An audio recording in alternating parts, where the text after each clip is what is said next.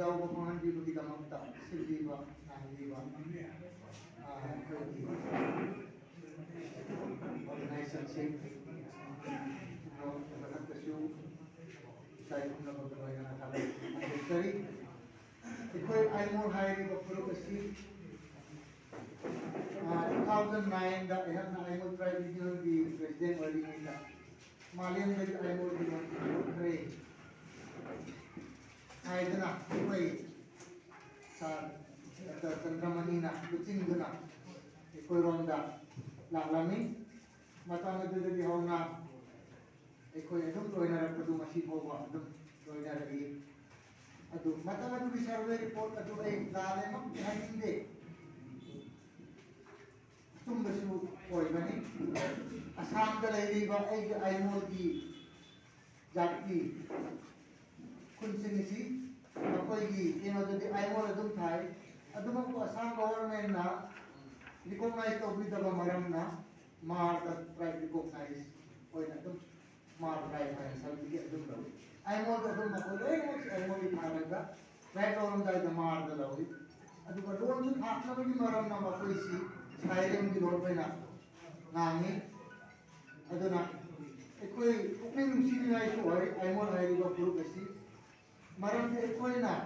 sigumba ekoi yati kita mak karin ba ama tawin ba matam disu financially ekoi leja daba donation tawara lupa sa mga pinabdiyang ja aduna ekoi donation sa pinda lupa sa mga na maximum point na pi aduna ekoi na karin ba ama tawin ba matam da pangkok ko ngam ay di population di amda medina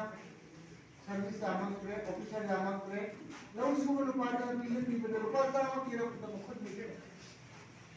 aduna ekoi di apit po group sin aduna ma ekoi awaba ma yok mai aduna aina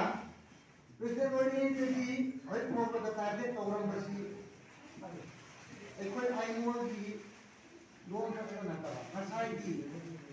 ipai pu isai ekoi da hawak pa na ko isai si ekoi ai mo di ekoi tim na mo dei si bi hayati si community pandu din ate te khawan ku baba na ekoi pakhang ko di pe te irak pa mayam adum lai ekoi ai mo di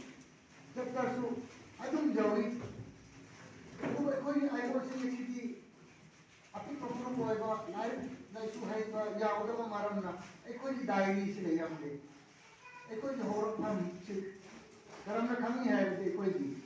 ipa e pu gi na ki oi ba sei si de ekoi di kham ba ekoi na ni ki la la re da le ram ba adu de gi ekoi na ipa mu ekoi na rom na ba ko ai si ma pham si da le ram ba ekoi kai na ba karena Tripura lo jatwa karena Assam lo Mizoram lo Manipur lo Nagpa sisinggi ekoi hor pham si sai no oi aduna masipul no se ekoi na siem na ko na da hai si ai makan ni halli ekoi gi isai si pai kusin sa kam isai si songbu ama se pa songbu ma maru na tu le na si oi asai gi kare hai ga twin sur hai ga ko sur je khangoi aduna ai na hoi plan to bisi ai mon yati ko bi sei si sombu ma serba song number 1 adu amu ekoi na studio ma laga ekoi na hoi ahan ma han ko ai mon de hingni ba ekoi di sei sak ko ma se ma to studio ma laga sei sak han ba song number 1 to cd de number 1 thamba 2 to thamba YouTube kumda kado ekoi mama da thamla badi ekoi di isai ekoi hor kan ba ngam bani ekoi bai plan tawi adu ku in hairi ba da ekoi donation da ko matam da to pata aman ka di ko mu ya ko wa ko ai adu na tip ko group sing si ekoi atau ko group sing na yare ka ti kara yen kin di na basu e hamna nasi gi udong ta ba si laura ta pihak yang Sindabani, ekoi matam di sini ila pengaruh yang sangat mengaruh di कोई चंद्रमणि चंद्रमणि आपकी तौबी में एक काउंजरॉय 2009 दा आपना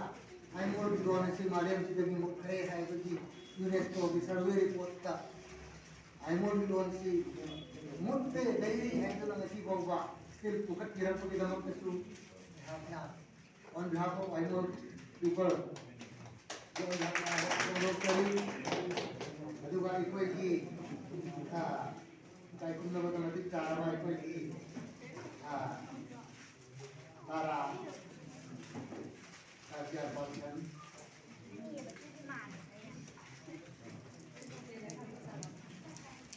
ito na iko'y may dang na siyo iko'y nung sibire herada iko'y na ay mo siya group ko na iko'y loan iko'y isa iko'y bank ko iba culture iko'y na ari mo pagka mo tawag niyo pa at ko ay kasu iko'y may kasi o gravity iko'y na tawag ang de aduna ari mo pa pangbaya ba mapangbaya gadi iko'y medam na su iko'y ay mo na ko fruit yokat kina na ba yara gadi mati isang pangbaya na ba su recommendation तो भी रहेगा कि वो बजा यानी कि जब भारत में आप यानी वो मलेरिया की एकदम कोई ऐसे कोई ग्रुप सिंसी योगत भी हो कोई मणिपुर में जितना रहेगी बात समाज योगत पर उन्ना कोई ऐसे ग्रुप सिंसी में योगत की वो हर एक कोई चीज़ तो हम क्या बनाओ है तो मुझे नहीं मिली ना हम बजा सब बजा यानी वो कोई हम ले रहे हैं अभी पप्रूप नहीं कोई पप्रूप नहीं Ngangba है जब begini हाजिना हल्ला ना की लगे सु हाजिरी kita masih ada sumber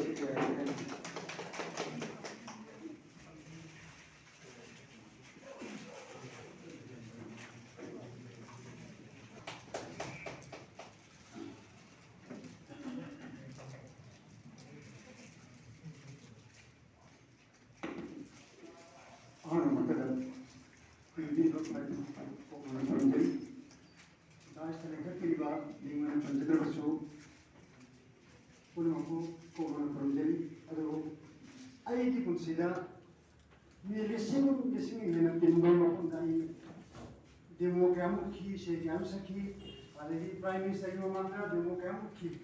oda ai khawat dulu yu se tang tang ro hu se ni ko hu yaw ki adu ngasi ya musu ya ro su ingi ko sawasi mamang kam na ai khawat ki yu se tang tang ma hu kani yo khudi ba ngasi ki ingi ko sawasi amma mun tanani lising mogul le ba ni akni और आई UC चुंगली बने आई friends ने car करी नाम बदगे है से कुछ अदु आई profession नते असिगुमा लैबा की थवाई पुदी पा गुन तने योमलो सभासी यो मांगला आई वही मा तला नि थमिना बा को खtre पाइप से आई पोपगी मही याम जन सिम तमजगे अदुगा आई प्रोफेशन जी कोन हाइजेगे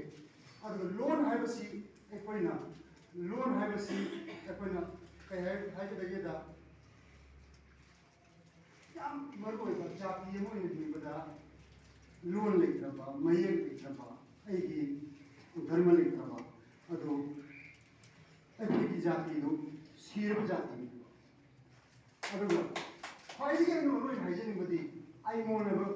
याम पिक प्रॉब्लम से फोंदोक पेखि अदुबो आइमोनोइने हिंजेगे हाइबा वहाय मुख अइना सेहि खरिदो मांग ताजेगी आइमोनदि आइमोनोइने हिंजेगे हाइबा वहायसदा आई इसा इथुंका आई मोलतना आई इसा इथुंका बोद प्रॉफिट तौजे अदुकी मथिक पिकपा कानून सिंजे लोन यामदब सिंजे फाइदि इंटेलिजेंट ओइबदि मकोइदिने सिगि पुते हाइजेगे अइखोइना मणिपुरी लोन हाइना हाइजेगे मैते लोन हाइबसि हादोबि मणिपुरी लोन ने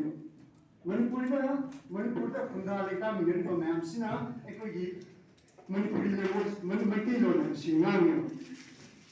Nasagi Jati Krava, Jati Pro, Anivari Sanam, Mikelo, and Singangi, Adana, Ekoi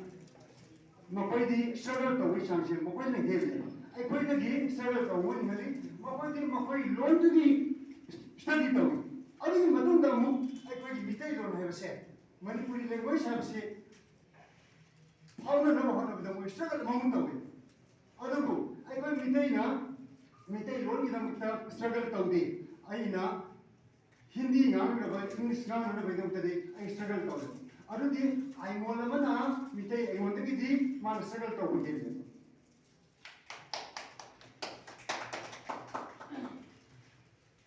subalon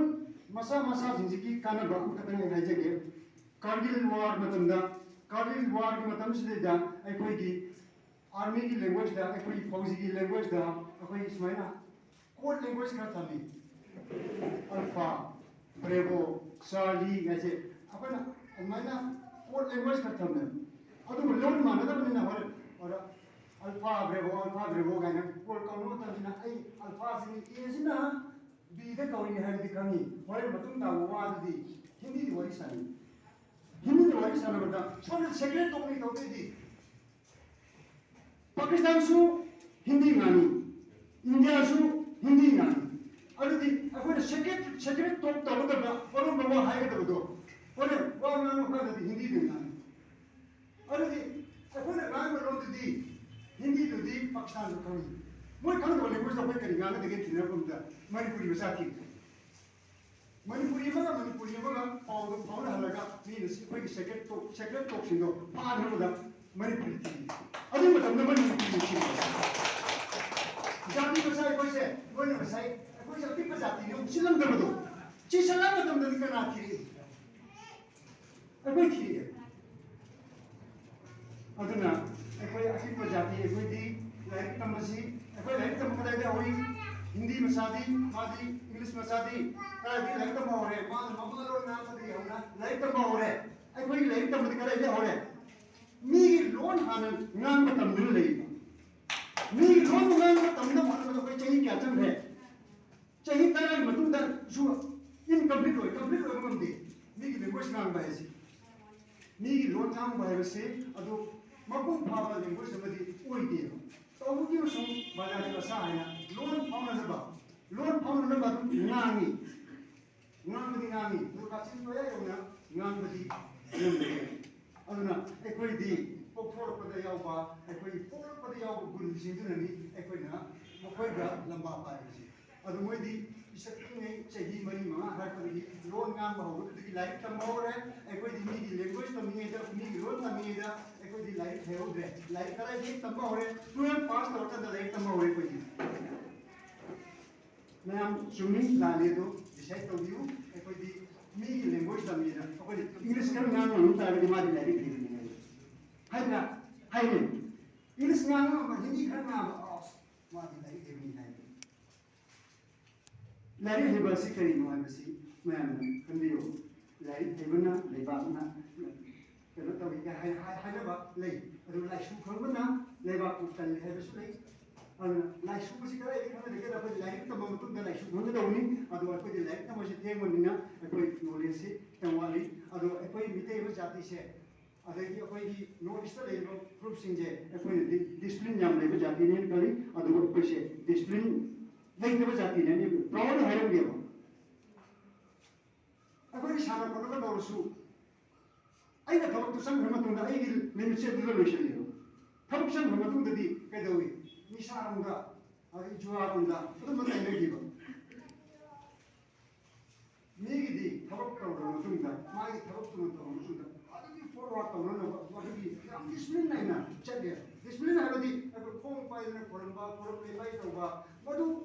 Madhu discipline होनी अदु डिसिप्लिन है सेल्फ डिसिप्लिन आई की रूटीन वर्क तो जबा आई सोइपदबा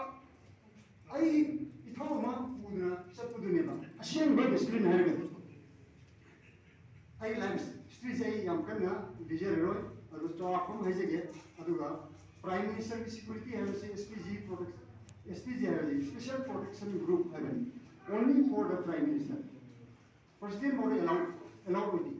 अदो सुबा ट्रेनिंग सिदेदा जीरो एरर है सोय फदरा है ये को अमदा सोय है अदो एसपीजी है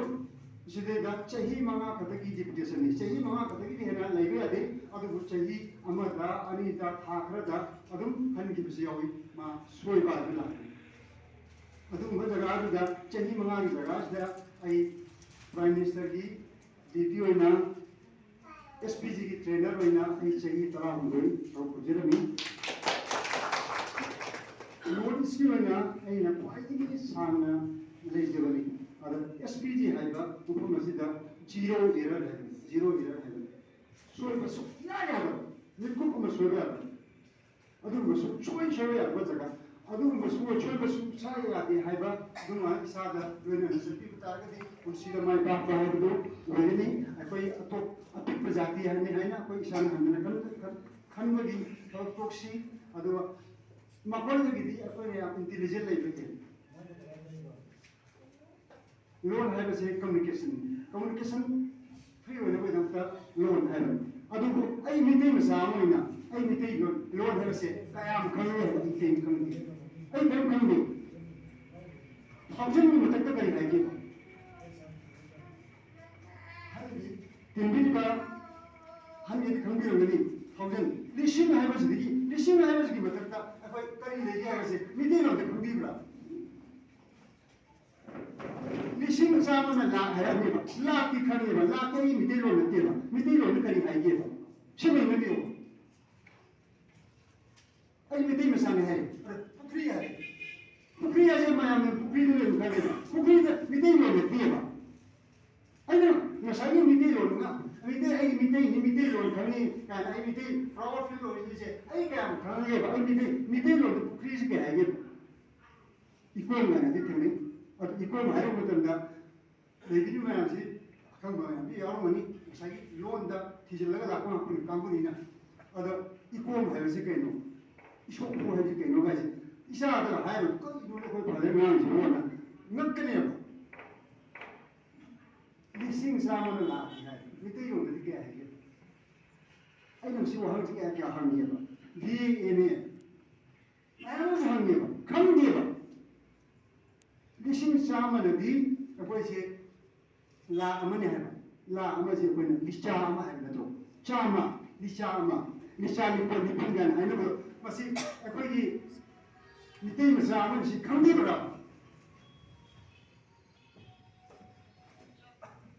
ꯇꯝꯅꯤꯡꯕ ꯀꯌꯥꯁꯨ ꯂꯩ ꯑꯗꯨꯕꯨ ꯇꯝꯕꯤꯅꯤꯡꯕ ꯀꯌꯥꯁꯨ ꯂꯩ ꯌꯥꯝꯅ ꯇꯉꯥꯏꯐꯗꯅ ꯇꯝꯕꯤꯕ ꯑꯃꯗꯤ ꯃꯊꯧ ꯇꯥꯏ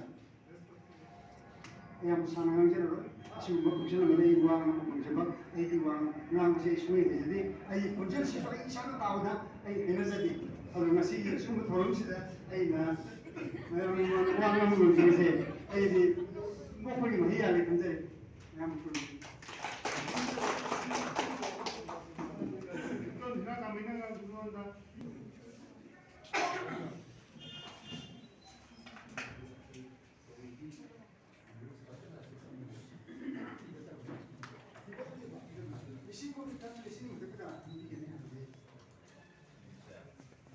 ꯉꯁꯤ ꯌꯥꯏꯐꯔꯕ ꯅꯨꯃꯤꯠ ꯑꯁꯤꯗ Manipur state commission for disable tribes government of Manipur ꯑꯃꯗꯤ united nations educational scientific and cultural organisation UNESCO ꯀꯂꯕ ꯃꯅꯤꯄꯨꯔ ꯑꯅꯤꯅ ꯈꯨꯠꯁꯝꯅꯔꯒ 22ꯁꯨꯕ इंटरनेशनल मदर लैंग्वेज डे लोइनना कोई लेखिलबा professor Shubhakrishna memorial journalist award अमदी एप्रिसिएशन सर्टिफिकेट 2022 यथोपति असुगुंबा मसक नायरबा चिंगलेबा इतिहासिक ओइरबा फोरम असिदा मयाइदि सीडीएमडी मेंबर सिंगोने लिमिशन बिबा अइनदी पैरोंना यूरोपियन फिंजबो ओइदबो मरमना मसिगे सुमस नायरबा अहलमन डॉक्टर सिंह अमदी डिस्टिंग्विश मीसिंगना युशन बिबा सिग प्रेसिडेंट मेंबर सिंगो ताम इकाई खुनिजना कोंगनि हारिबा मेंबर सिंग अनंत तंबीबो गंबा इरम खुदिमक्ता तंबीबो गंबा इरोदा इयेक्ता लाइनिंगदा लाइसवंदा तंबीबो गंबा अखोई अहलमन सिंह मांग दिलेशन बिबो डॉक्टर साहब Namakan tayo na sa ipapigil ko sa hilang at ay mo hindi sa hilang magumbahan yung iba. Parang may ano kasi sa hilang tinaro ko si Nahadi ulit. ay hindi mahinga iba. Ako hindi to.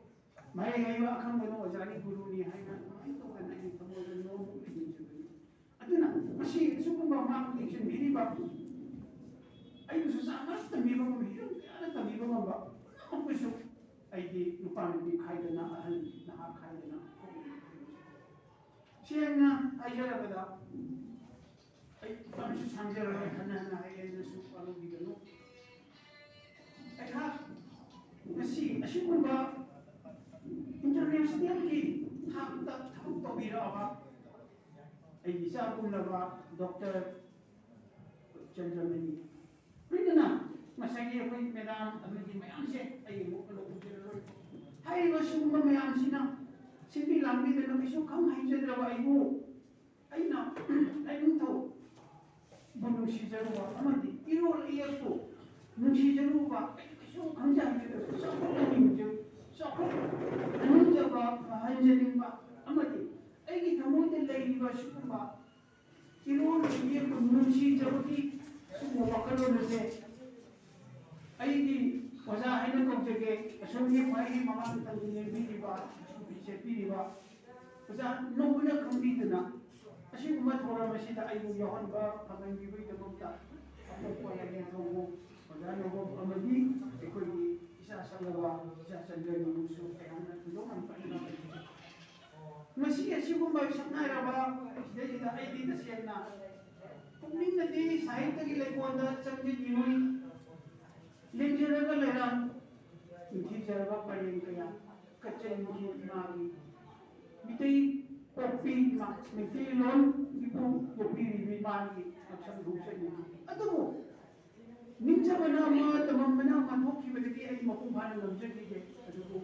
hoki ba masih tadi nahawai ekoi kenogi koi niya ihaw man ako matanda. Kanada jun ta ki matunda ko irole yake matanda ato ihaw mala ko matunda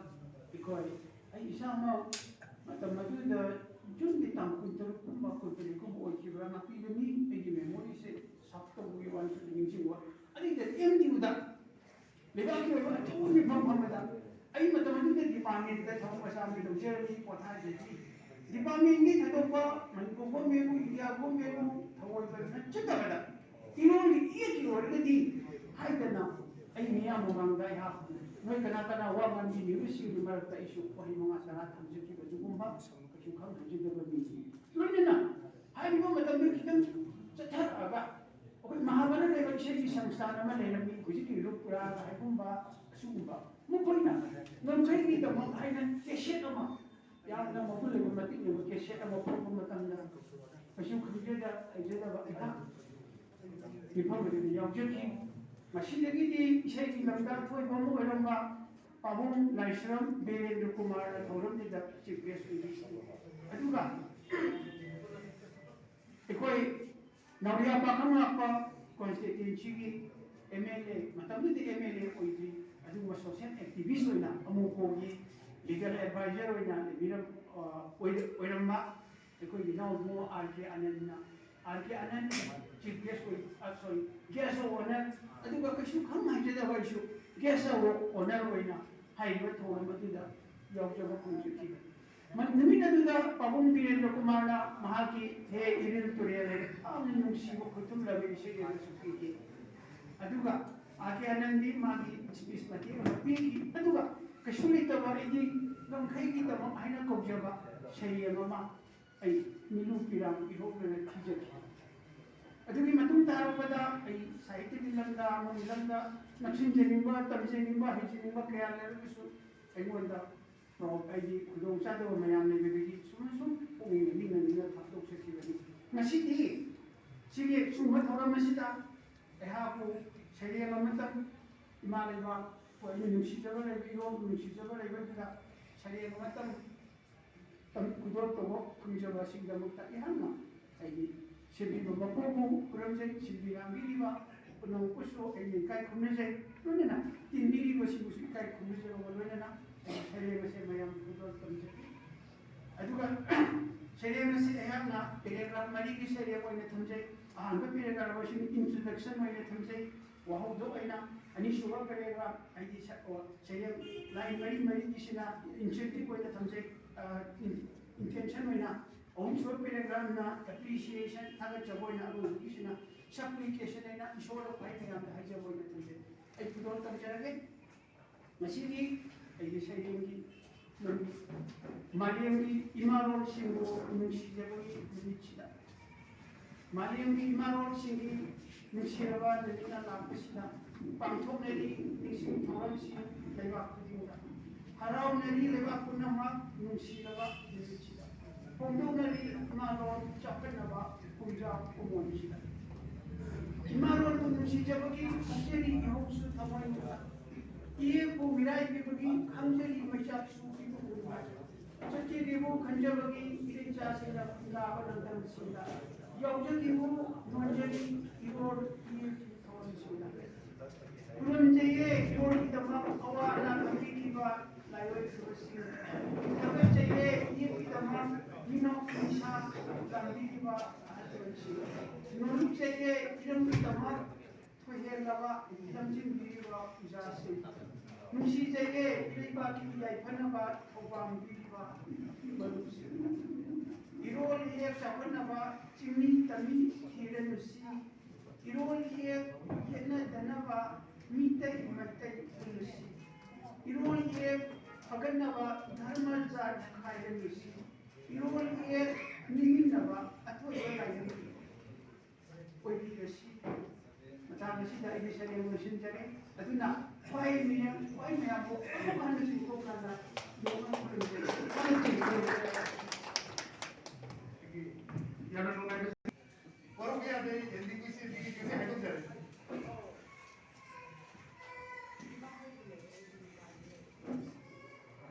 ahan lo maksudnya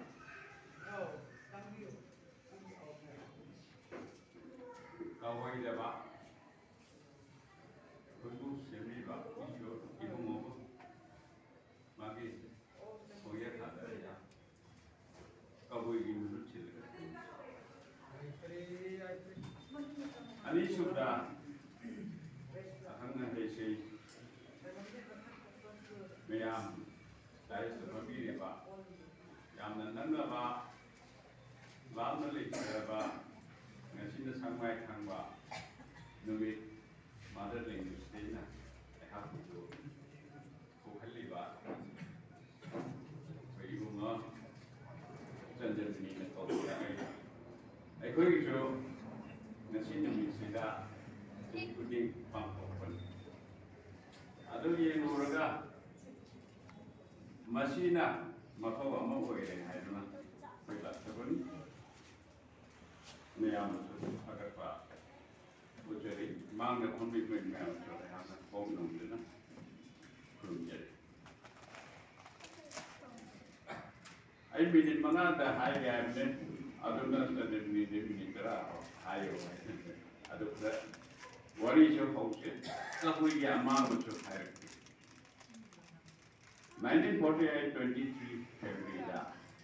Mandal language day से बांग्लादेश की मुक्त हो रहा मुक्त रखा Bangladesh dari Pakistan, East Pakistan, West Pakistan lebar merana. Jina Ali di Thom si tadi Uduna, makoi language boy ini hai ke Bangladesh tadi Bangal di wali made tambi ali hai di pokok kopi. Madung sida mi terus dari sini. Aduga mi cah asal apa ni yang baik. Madung ni ayah hamjaning liba posak amati. Ane election sulai election guru ni nak piwa pang nate. Pajabi ihau da government na people talk about people they have it I bet come this I go again Assam right now Kanga the kid look for Kiva Manipur Myanmar ikaw ILP Pamba Manipur Myanmar ikaw Ado kay koy tamang sarasan dai koy di yang koy ne yung loy ne khang ne na cha thok cha din tau da ma ne ne ka koy di wari ne sange hai na ai thang lage ado na ai koy di lon mai dei lon Manipur language ai koy me am na I hope that you state ki government na khang na tau gi ba kai chu le ta na ma se ai kham da adona ai nga sai wa ho do mother language day hai na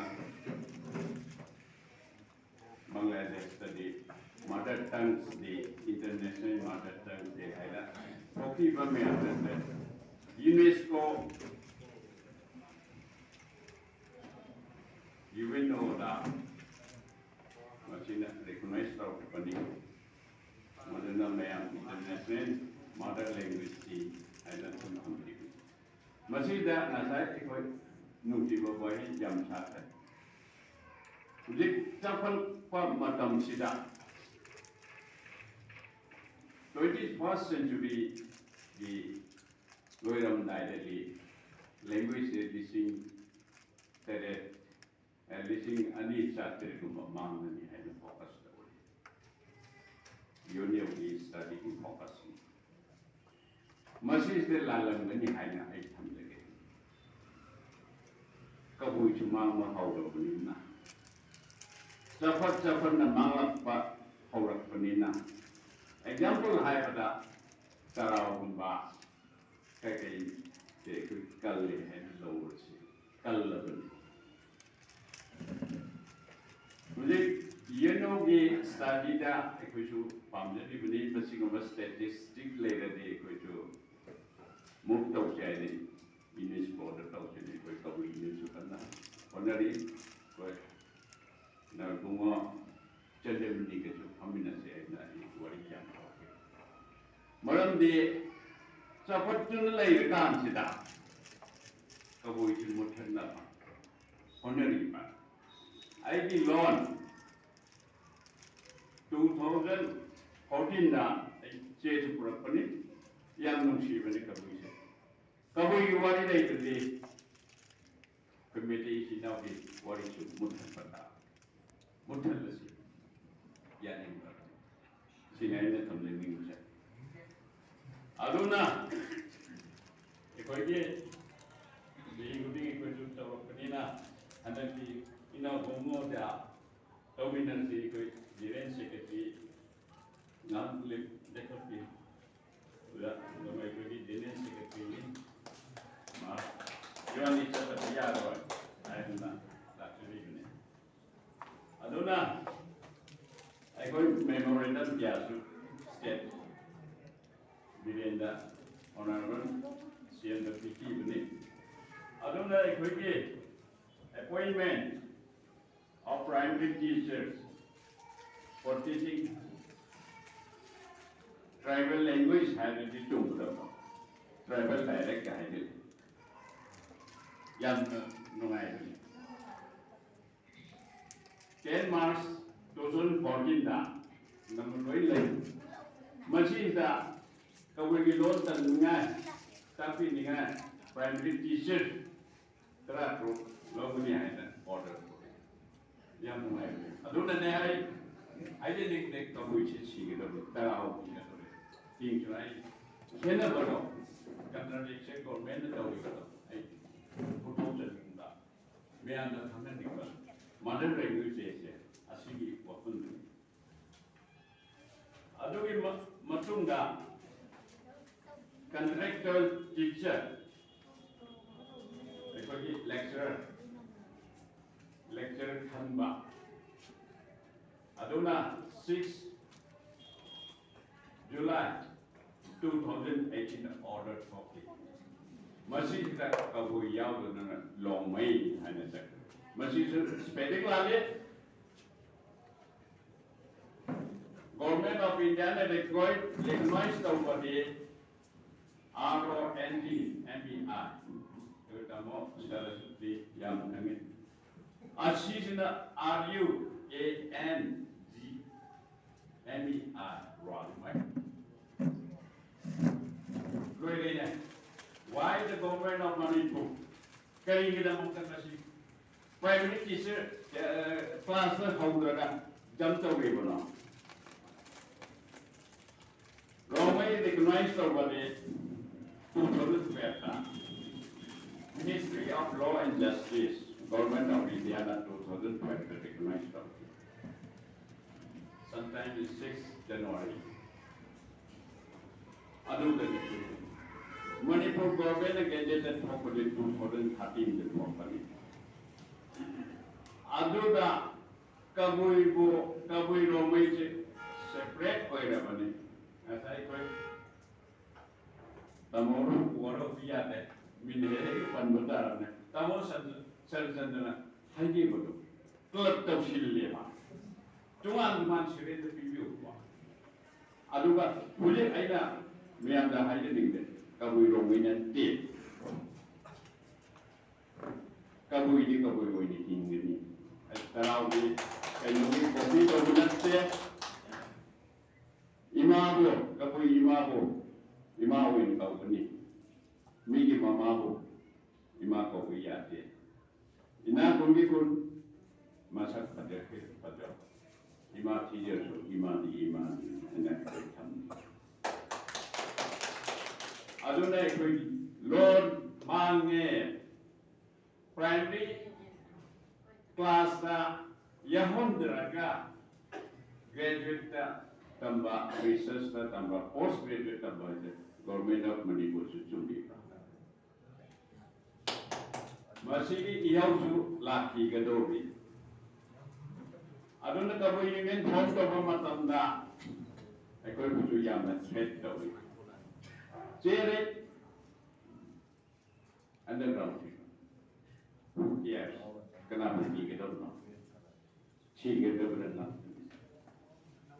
Sierra Hingba Haiba Wari Amusule. Sierra Hingba, I could get Tauruba, Jati, Pajani, Tauriba, Meadows, Asema, Asumba, Tauriba Meadow, Seeger, King in the Wari of the Chief Minister Oil Oil, Ama Oil Oil. Aran betul-betul dikaitkan. Aduna example yang lain, aduna kabui simang bahora bani. Agar population, uji ramai ga kabui ga, tuan sekarang bani na, amang pasadi oi drabani. Lojo lonhai na ba, yang yawi, ramai ni tahu. Example, adu language ni, language ni mampu punya. Eemaa di loan hai basa, ai pop di yauro. Ai bu popi ba, Eemaa di loan, Eemaa di kondo, ai jauro bani. Magi pop kala, Eemaa bu kunci dan migi loan tan bu bade, kabu ini di sutam tan. Aduna ekoi na, kabu ini pop kabu di 2018 yang menunggu. Aduna ekoi na. Present lagi pasal, aku ni nak kewai ba, aku ni jawai isai kumai jerenglong gini ada naik ke timuli. Leminari ba, hai na besin kaya lagi leminari ba aku mayam saya kabui kumasa kangelah. Dokumenta high water di 28 AD lagi 75 AD pau kenai ba ni thok kenai ba moyan kan lei bani Royal Chronicle da yingo water di 14 adusu idi dun lei bani ꯑꯗꯨꯗꯕꯨ ꯀꯕꯨꯏꯕꯨ ꯃꯥꯟꯍꯟꯒꯦ ꯍꯥꯏꯕ ꯇꯥꯔꯗꯤ ꯂꯩꯃꯤꯟꯅꯔꯤꯕ ꯏꯆꯤꯟ ꯏꯅꯥꯎ ꯖꯥꯠ ꯄꯨꯝꯅꯃꯛꯁꯤꯅ ꯅꯨꯡꯁꯤꯐꯝ ꯊꯣꯛꯇꯕ꯭ꯔꯥ? ꯂꯩꯅ ꯂꯩꯅ ꯎꯅ ꯎꯅ ꯅꯨꯡꯁꯤꯗ꯭ꯔꯕꯗꯤ ꯑꯩꯈꯣꯏꯕꯨ ꯃꯤꯑꯣꯏ ꯄꯣꯛꯄꯒꯤ ꯏꯁꯣꯔꯒꯤ ꯑꯄꯥꯝꯕꯗꯣ ꯇꯧꯅꯤ ꯈꯟꯕ꯭ꯔꯥ? ꯌꯥꯗꯦ. ꯑꯗꯨꯅ ꯑꯩꯅ ꯃꯌꯥꯝ ꯄ꯭ꯂꯦꯠꯐꯣꯝ ꯃꯌꯥꯝ ꯑꯩꯈꯣꯏ ꯀꯕꯨꯏꯒꯤ ꯃꯤꯇꯤꯡ ꯀꯌꯥꯗ ꯍꯥꯏ. ꯀꯅꯥꯒꯨꯝꯕ ꯀꯕꯨꯏꯒꯤ ꯂꯣꯟ ꯇꯝꯅꯤꯡꯕ ꯇꯥꯔꯗꯤ ꯋꯥꯍꯩ ꯑꯃ ꯑꯅꯤꯗ ꯑꯣꯏꯔꯁꯨ ꯑꯁꯦꯡꯕꯗ ꯇꯝꯃꯣ, ꯑꯁꯦꯡꯕꯗ ꯇꯥꯛꯄꯤꯈꯣ. ꯑꯁꯤꯅꯤ ꯏꯃꯥꯂꯣꯟ ꯆꯥꯎꯈꯠꯀꯦ ꯍꯥꯏꯕꯅꯤ. ꯑꯗꯨꯅ ꯀꯩꯒꯨꯝꯕꯗ ꯂꯣꯟꯗ ꯂꯣꯟꯊꯩꯅꯅ ꯐꯠꯇꯕ ꯂꯣꯟ ꯇꯝꯕꯤꯔꯨꯕ ꯃꯇꯝꯗ ꯀꯅꯥꯒꯨꯝꯕ ꯑꯃꯅ ꯃꯗꯨꯗꯤ ꯑꯩꯉꯣꯟꯗ ꯑꯐꯕ ꯂꯣꯟ ꯍꯥꯏꯅ ꯉꯥꯡꯂꯨꯕꯗ ꯈꯟꯅ ꯆꯩꯅꯕꯁꯨ ꯊꯣꯛꯇꯕ ꯅꯠꯇꯦ. ꯃꯁꯤꯗꯤ ꯂꯥꯜꯂꯕꯅꯤ. ꯏꯃꯥꯒꯤ ꯂꯣꯟ ꯅꯨꯡꯁꯤꯅ ꯈꯪꯕ ꯋꯥꯍꯩ ꯑꯃꯠꯇ ꯑꯣꯏꯔꯁꯨ ꯃꯍꯥꯛꯄꯨ ꯅꯨꯡꯁꯤ ꯍꯥꯏꯕꯗꯨ ꯁꯦꯡꯅ ꯇꯥꯛꯄꯤꯒꯗꯕꯅꯤ. ꯑꯔꯥꯟꯕ ꯂꯣꯟꯗ ꯇꯥꯛꯄꯤꯔꯨꯔꯗꯤ ꯑꯩꯈꯣই ꯇꯥꯛꯄꯤꯕ ꯃꯥꯒꯤ ꯑꯔꯥꯟꯕꯅꯤ. ꯉꯥꯡꯂꯨꯕꯁꯨ ꯃꯉꯣꯟꯗ ꯂꯥꯜꯂꯦꯅ ꯃꯤꯅ ꯈꯟꯅ ꯆꯩꯅꯕ ꯍꯧꯗꯕ ꯅꯠꯇꯦ, ꯊꯣꯛꯇꯕ ꯅꯠꯇꯦ. ꯑꯗꯨꯅ ꯏꯃꯥꯂꯣꯟ ꯍꯥꯏꯕꯁꯦ ꯑꯩꯈꯣꯏ ꯀꯕꯨꯏꯒꯤ ꯂꯣꯟꯗꯤ ꯃꯥꯡꯁꯤꯜꯂꯔꯕꯅꯤ. ꯑꯩꯈꯣꯏꯒꯤ ꯂꯥꯏꯔꯤꯛ ꯇꯝꯕꯗ ꯌꯥꯎꯒꯗꯕ ꯃꯌꯥꯝꯁꯦ ꯌꯥꯎꯗ꯭ꯔꯦ. ꯑꯩꯈꯣꯏꯒꯤ ꯑꯣꯖꯥ ꯉꯁꯥꯏ ꯂꯝꯕ ꯑꯩꯈꯣꯏꯒꯤ ꯁꯦꯀ꯭ꯔꯦꯇꯔꯤ ꯖꯦꯅꯔꯦꯜ ꯂꯣꯡꯃꯩꯒꯤ ꯂꯤꯇꯔꯦꯆꯔꯗ ꯃꯥꯒꯤ ꯂꯥꯏꯔꯤꯛ ꯉꯥꯛꯇꯅꯤ ꯕꯣꯏ ꯂꯧꯔꯤꯕꯅꯤ. ꯑꯗꯨꯝ ꯈꯦꯠꯅꯕ ꯂꯧꯔꯒ ꯃꯈꯣꯏꯅ ꯃꯨꯟꯈ꯭ꯔꯦ. ꯑꯗꯨꯅ ꯑꯩ ꯀꯩꯅꯣ ꯇꯧꯔꯒꯦ. ꯑꯗꯨꯅ ꯑꯩꯈꯣꯏ ꯄꯨꯟꯅ ꯏꯃꯥꯂꯣꯟ ꯀꯟꯗꯕ ꯌꯥꯔꯣꯏ. ꯑꯗꯨ ꯂꯣꯟ ꯑꯃꯈꯛꯇ ꯍꯥꯏꯒꯦ. ꯑꯅꯧꯕ ꯂꯥꯏꯅꯤꯡ ꯂꯥꯏꯆꯠꯁꯤꯅ ꯃꯃꯤꯡꯗꯤ ꯄꯟꯖꯔꯔꯣꯏ. ꯑꯩꯈꯣꯏꯒꯤꯗꯤ ꯏꯄꯥꯕꯨꯒꯤ ꯂꯥꯏꯅꯤꯡꯒꯤ ꯄꯥꯎꯄꯩ ꯔꯥꯖꯥ ꯄꯨꯄꯧ ꯔꯥꯖꯥ ꯍꯥꯏꯕ ꯑꯃ ꯂꯩ. ꯑꯗꯨ ꯀꯅꯥꯕꯨ ꯈꯨꯔꯨꯝꯃꯤ ꯍꯥꯏꯒ ꯍꯥꯏꯄꯧ ꯔꯥꯒꯪ ꯍꯥꯏ. ꯑꯇꯣꯞꯄꯅ ꯍꯥꯏꯄꯧ ꯔꯥꯒꯣꯡ ꯍꯥꯏ. ꯒꯪꯒ ꯒꯣꯡꯒ ꯃꯁꯤ ꯑꯩ ꯀ꯭ꯂꯥꯁ 5 ꯃꯁꯥꯃꯛ ꯄꯤꯒꯦ. ꯒꯪ ꯍꯥꯏꯕꯗꯤ ꯏꯅꯤꯡꯊꯧ, ꯂꯥꯏꯅꯤꯡꯊꯧ. ꯒꯣꯡ ꯍꯥꯏꯕꯗꯤ ꯁꯟ ꯁꯥꯗꯅ ꯑꯉꯥꯡꯁꯦ ꯒꯣꯡꯊꯥꯏ ꯍꯤꯡꯅꯩ. ꯁꯟ ꯁꯥꯔꯒ ꯋꯥꯍꯩꯁꯤ ꯂꯥꯜꯂꯤ. ꯑꯗꯨꯅ ꯉꯁꯥꯏ ꯑꯩꯒꯤ ꯁ꯭ꯄꯦꯂꯤꯡ ꯀꯥꯃꯩ KAMMEI ꯀꯥꯃꯩ ꯑꯁꯤꯒ ꯀꯃꯩ KAMEI ꯀꯃꯩ ꯃꯍꯥ ꯍꯥꯏꯕ. ꯍꯧꯖꯤꯛ ꯌꯨꯝꯅ ꯁꯦ ꯀꯃꯩ ꯀꯃꯩ ꯍꯥꯏꯁꯤꯗ ꯀꯥꯃꯩ ꯀꯧꯍꯜꯂꯤꯕ ꯁꯤ ꯂꯥꯜꯂꯦ. ꯁꯤꯒꯨꯝꯕꯅꯤ ꯑꯩꯈꯣꯏ ꯃꯩꯂꯣꯟꯁꯦ ꯌꯥꯝꯅ ꯅꯩꯅꯐꯝꯁꯨ ꯊꯣꯛꯏ, ꯀꯟꯐꯝꯁꯨ ꯊꯣꯛꯏ. ꯑꯩꯒꯤ ꯂꯣꯟ ꯀꯟꯕ ꯀꯥꯟꯗ ꯏꯃꯥ ꯀꯟꯕꯒ ꯆꯞ ꯃꯥꯟꯅꯩ ꯍꯥꯏꯅ ꯀꯕꯨꯏ ꯃꯌꯥꯝꯁꯨ ꯀꯟꯅꯕ ꯑꯩꯈꯣꯏ ꯆꯠꯇ꯭ꯔꯕꯅꯤ. ꯏꯕꯨꯡꯉꯣ ꯈꯣꯡꯗꯥꯃꯤꯟꯅꯔꯁꯤ, ꯂꯥꯟꯐꯝ ꯆꯠꯃꯤꯟꯅꯔꯁꯤ, ꯏꯃꯥ ꯂꯩꯕꯥꯛ ꯃꯉꯣꯟ ꯑꯣꯏꯁꯤ.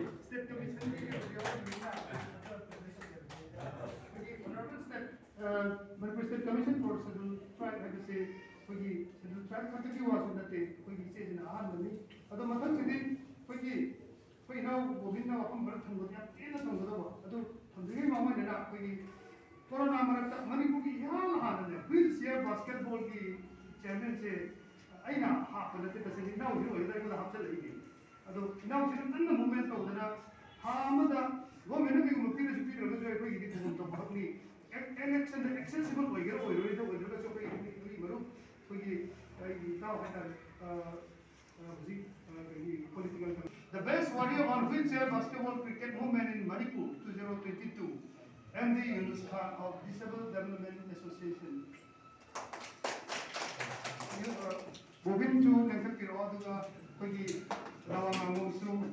paraga moina TV vedna pali sen miduna hoya